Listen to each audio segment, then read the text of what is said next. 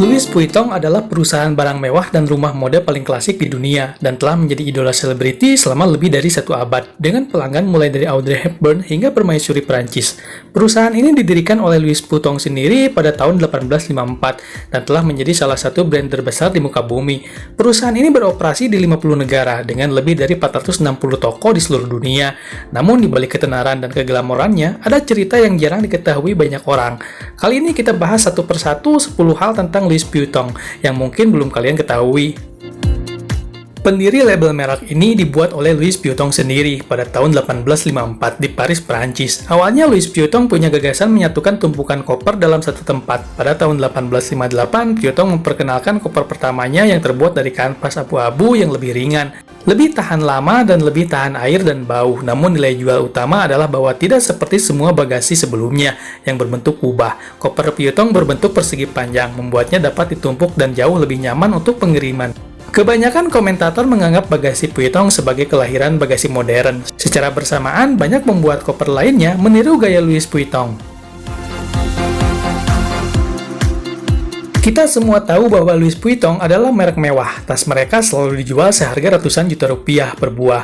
Tetapi berapa banyak orang yang mampu membelinya? Ternyata mereka memiliki banyak pelanggan dan perusahaan memiliki omset sekitar 33 miliar dolar, menjadikannya merek paling berharga ke-15 di dunia dengan margin keuntungan di atas 30%. Louis Vuitton meluncurkan parfum pertamanya dalam 70 tahun selama tahun 2016 dan membangun pabrik parfum yang canggih untuk mengembangkan produk parfum mereka. Perusahaan memproduksi 7 wewangian yang dijual seharga 240 dolar atau sekitar 3.400.000 rupiah untuk botol terkecil. Louis Vuitton meluncurkan toko andalan barunya di Paris pada tahun 2017. Kemudian merayakan hari jadinya yang ke-165 tahun. Sebenarnya tas mereka tidak mahal untuk dibuat. Mereka mengandalkan tenaga kerja berbiaya rendah yang sama seperti perusahaan pakaian besar manapun di dunia. Tetapi ketika mereka menaikkan harga tasnya 3000% dari total biaya produksinya, mereka akan mendapatkan keuntungan yang sangat besar. Setiap tas mereka dibuat dengan tangan yang sebagian besarnya membutuhkan waktu seminggu penuh untuk menyelesaikannya. Namun merek tersebut memiliki skandal serius ketika terungkap bahwa ternyata sebagian besar tas mereka dibuat dengan mesin jahit oleh pekerjanya. Ternyata hanya sebagian kecil dari proses itu yang diselesaikan dengan tangan. LVMH Group atau pemilik Louis Vuitton menunjukkan aktivitas pekerja mereka menggunakan jarum dan benang dan menunjukkan proses kerja lainnya untuk meyakinkan publik kalau pembuatan produknya sangat detail dilakukan terhadap setiap produk.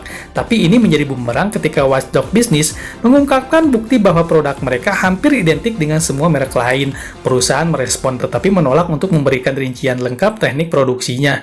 Perusahaan mengatakan ada lebih dari 100 tahap produksi untuk setiap tas dan dompet yang menggunakan mesin jahit. Itu dilakukan untuk beberapa aspek agar lebih aman dan sangat diperlukan untuk kekuatan, akurasi, dan daya tahan produk. Klaim ini telah dibantah oleh banyak sumber sejauh ini. Di luar produk-produk mereka yang elit, baru-baru ini terungkap bahwa keluarga tersebut memiliki hubungan dengan pemerintahan Vichy di Prancis yang berkolaborasi dengan Nazi selama pendudukan di Perang Dunia Kedua. Perusahaan tidak hanya mendapat keuntungan finansial dari hubungan mereka dengan Nazi dan pemerintah Vichy, tetapi juga mereka membuat gambar kepala negara Vichy untuk mempromosikan citranya secara positif. Perusahaan telah mencoba untuk menjauhkan diri dari bagian gelap masa lalu mereka, tetapi faktanya seluruh anggota keluarga Vuitton berkolaborasi dengan Nazi untuk keuntungan finansial. Beberapa bahkan berpendapat bahwa mereka tidak akan pernah mencapai kejayaannya saat ini jika bukan karena hubungannya dengan pemerintah yang pasis saat itu. Sementara sebagian besar perusahaan lain mengalami depresi ekonomi selama Perang Dunia Kedua, Vuitton malah membuat langkah besar di dunia politik. Saat meneliti cerita ini, reporter menyatakan bahwa mereka diajak kerjasama penuh oleh perusahaan. Namun ketika ditanya tentang kegiatan perusahaan pada masa perang, mereka diberitahu bahwa dokumen-dokumen perusahaan dari tahun 1930 hingga 1945 telah musnah dilalap api. Ini adalah periode waktu yang cukup nyaman bagi perusahaan untuk menghilangkan bukti-bukti kedekatan mereka karena akan lebih memberatkan eksistensi mereka.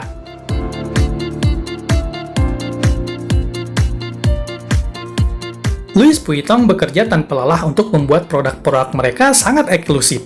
Mereka tidak pernah memberikan tas mereka harga diskon. Meski stok barang mereka berlebih, ini menciptakan anggapan bahwa selalu ada beberapa tas berharga yang tersedia.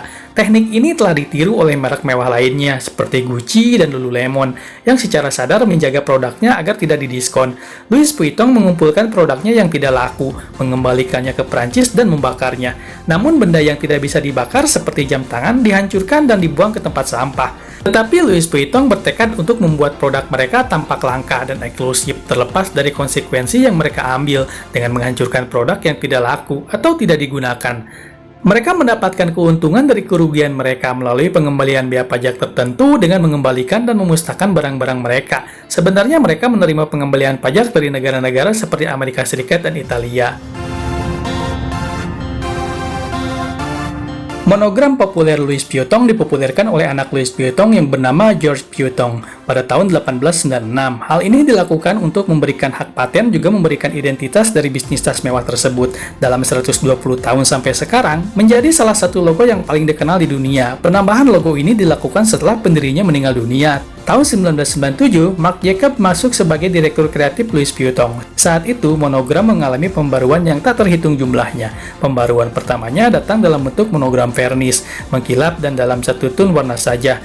Marc Jacob juga berkolaborasi dengan beberapa seniman, salah satunya Stephen Sprouse, untuk membuat versi logo bergaya graffiti dengan tulisan Louis Vuitton dan monogram LV. Dari semua tas tangan merek Louis Vuitton, The Alma mungkin yang paling ikonik, tapi tidak banyak orang yang tahu. Tas itu diluncurkan pada tahun 1930-an, tetapi tas itu sebenarnya dirancang khusus pada tahun 1925. Louis Vuitton mendesain tas itu atas permintaan dari Madame Gabrielle Chanel. Bertahun-tahun kemudian, perusahaan memberinya izin agar membuat tas itu untuk masyarakat umum. Awalnya, Gaston Louis Vuitton yang mendesain tas klasik yang indah ini, dia menamakannya Square, lalu nama tersebut diganti lagi dengan Champs-Élysées. Akhirnya tas itu diberi nama Alma, yang merupakan singkatan dari alun-alun yang menandai tempat di mana Épinay-Montaigne bertemu dengan sungai Seine. Tas Louis Vuitton Alma adalah tas tangan kedua dari Louis Vuitton, dan sama suksesnya dengan tas pendahulunya Louis Vuitton Speedy. Tentu saja Speedy adalah favorit Audrey Hepburn. Louis Vuitton mulai bekerja sebagai pengepak dan pembuat koper di Monsieur Marechal Paris pada usia 16 tahun. Dengan menggunakan keterampilan pertukangannya, dia melakukan pekerjaan-pekerjaan sambilan selama perjalanan dari desanya yang jauh ke kota Paris. Usahanya berkembang pesat. Sebagai pembuat kotak kayu yang menerima desain custom, dia membuat kotak kayu untuk jam, cermin, lukisan bunga, dan tempat peralatan make up. Ketika dia membuka tokonya sendiri, Louis Vuitton Mouletier, pada tahun 1854, dia menawarkan jasa pengepakan untuk barang-barang pribadi orang kaya yang akan dibawa untuk berlibur. Nasib baik berpihak pada Louis Vuitton. Ketika ia ditunjuk sebagai pengepak box pribadi Ratu Prancis, Eugène de Montillot, istri dari Napoleon Bonaparte. Louis Vuitton diminta oleh Ratu untuk membuatkan kotak pakaian yang indah untuk dibawa dari istana menuju berbagai resort di tepi laut. Sebelum kata sandi dan pin di seluruh dunia digunakan sekarang, zaman dulu hanya memakai kunci kuno saja, dan Louis Vuitton berkonsentrasi pada proyek ini. Dia membantu sistem penutup koper berevolusi agar tidak dapat ditembus atau ditiru. Dia bekerja dengan berbagai jenis kunci yang berbeda dari satu pemasok ke pemasok berikutnya, selalu mencari sistem yang lebih orisinal dan mencari cara terbaik untuk membantu memecahkan masalah pada saat itu.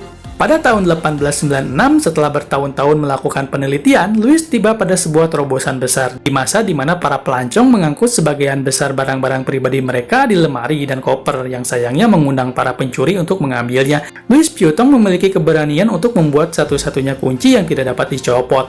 Dengan satu kunci untuk satu tas, publik masih harus diyakinkan dengan apa yang dibuat oleh Louis Vuitton. Pembuat koper ini berani membuat satu-satunya kunci yang seharusnya tidak bisa dicabut. Dia begitu percaya diri dengan produknya, sehingga dia menantang pesulap legendaris waktu itu yang bernama Harry Houdini. Tantangannya adalah Houdini disuruh keluar dari kotak yang ditutup dengan kunci Louis Vuitton.